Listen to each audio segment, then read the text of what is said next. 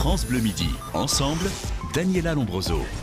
Je viens d'un pays qui n'existe pas. C'est le titre de votre livre, Adriana Karambeu, et pour cause, puisque vous venez de Slovaquie, un pays qui n'existait pas au moment de votre naissance. Voilà, vous vous êtes né en Tchécoslovaquie, pays qui n'existe plus aujourd'hui. De plus d'un père tchèque, une mère slovaque. Vous êtes aussi né dans un pays communiste.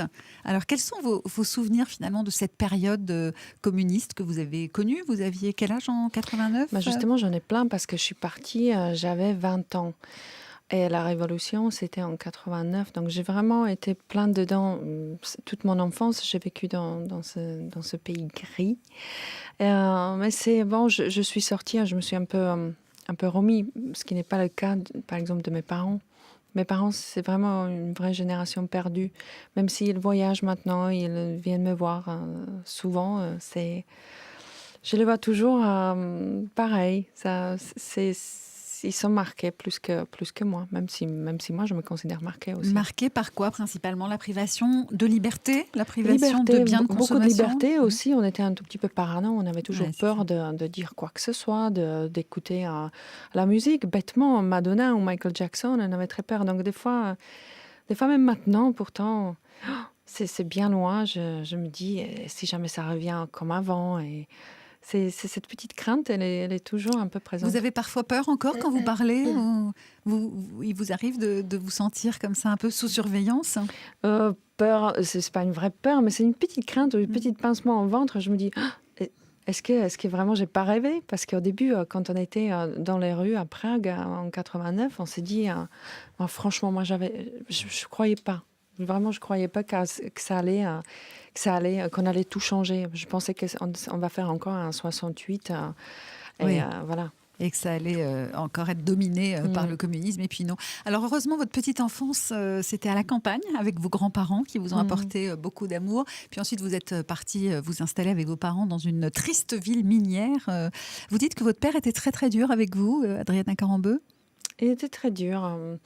Après, maintenant, c'est très loin. J'ai plus envie de chercher pourquoi et comment, parce que c'est finalement assez inutile. J'essaye de... Il vous dénigrait beaucoup, il vous trouvait pas intéressante, pas belle, pas intelligente? Il m'a trouvé rien du tout. Franchement, je me suis toujours posé la question, qu'est-ce que je fous là? Pourquoi je suis là? Et pourquoi tout ça?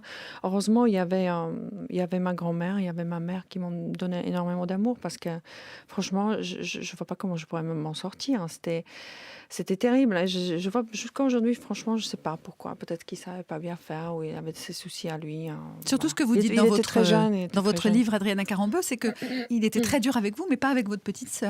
Oui, parce qu'elle est venue 6 ans plus tard. Donc, il a mûri. Il avait 23 ans quand il m'a eu. Donc, c'est très jeune. Alors, il avait beau vous dire que vous étiez nul en tout. Vous avez eu ce qui est l'équivalent du bac là-bas avec 20 sur 20 de moyenne. C'est quand même absolument incroyable. Vous êtes parti faire des études de médecine à Prague. Vous avez été admise. On était 6 de l'école qui avaient ce genre de résultats. Je n'étais pas seule. Mais bon, c'est vrai que j'étais bonne à l'école. Il y avait franchement rien à trouver chez moi. J'étais un enfant tellement sage. Si j'étais habillée en blanc, je rentrais de l'école toujours habillée en blanc par une seule tache. Et puis un jour, vous êtes à Prague, vous faites des études de médecine. Vous avez fait 3 ans de médecine, c'est ça? Vous avez été admise aussi à la faculté de médecine, ce qui n'était pas une mince affaire, Adriana Karambeu. Et puis là, quelqu'un vient vous voir, vous repère, vous dit « Est-ce que vous voulez venir passer un casting pour être mannequin ?» C'est comme ça que vous arrivez à Paris. Oui, j'étais en train d'acheter mon maillot de bain. C'était dans un grand magasin. Et il y avait ce monsieur qui était assez charmant, qui me parle de trucs. J'avais peur. Non. En plus, je ne comprenais rien. Mais comme le casting était vraiment pas loin, j'ai vu les filles... faire un fil d'attente, donc j'ai à peu près compris et je suis allée. Au début, vous avez refusé d'ailleurs ce premier contact. Je suis allée au casting et ils m'ont donné le billet d'avion que j'ai refusé.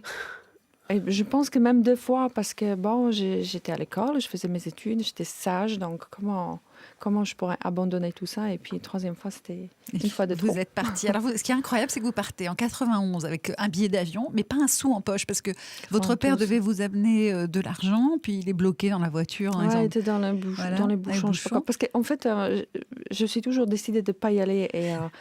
Et il y a mon petit copain qui, franchement, il m'a regardé avec des yeux, genre, tu vas pas y aller, c'est pas possible. Et soudainement, c'est mon père qui dit, non, mais tu prends cet avion et tu... Vas-y.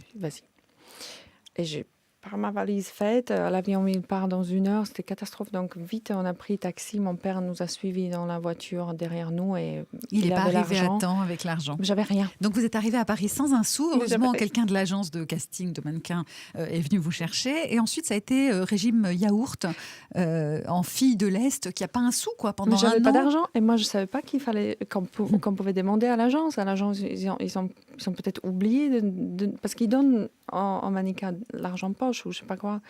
Mais c'est ce qu'ils ont oublié. Mais franchement, j'avais rien. Donc, je me dis, bon, bah, on va essayer de tenir. Et puis, avec une autre fille, on s'achetait un pot de Nutella. De Nutella, oui. Et puis, des yaourts qu'on a mangé pendant à peu près 1 semaine ou même 2. Hein. Et puis après, on a demandé parce qu'on s'est dit, franchement, c'est horrible.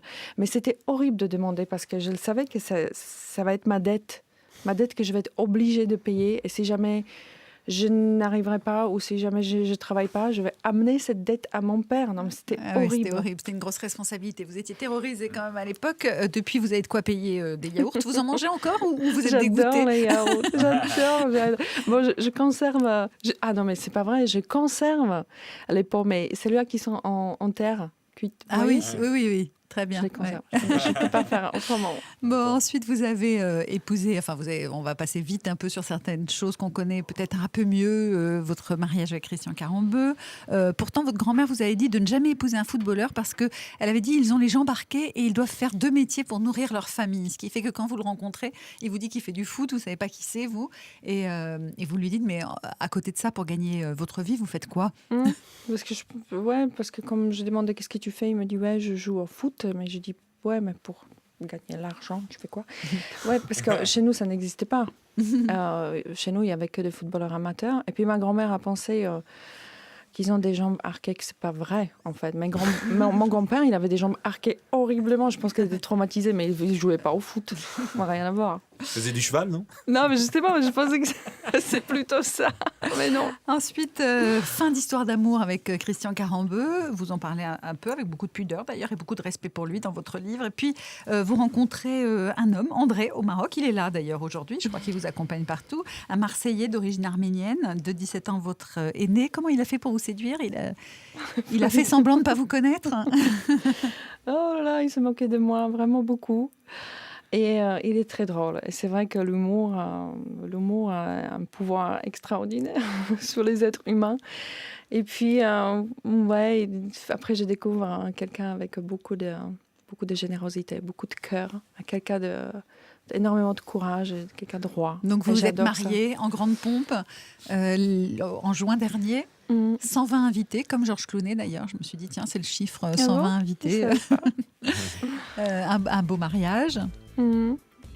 C'était super. Les mariages, c'est toujours bien. Moi, je suis une fille qui va être... Moi, je vais appartenir à un homme. J'aime bien ces traditions. J'aime bien, je sais pas, les règles comme ça, le mariage à l'ancienne, ça me parle beaucoup.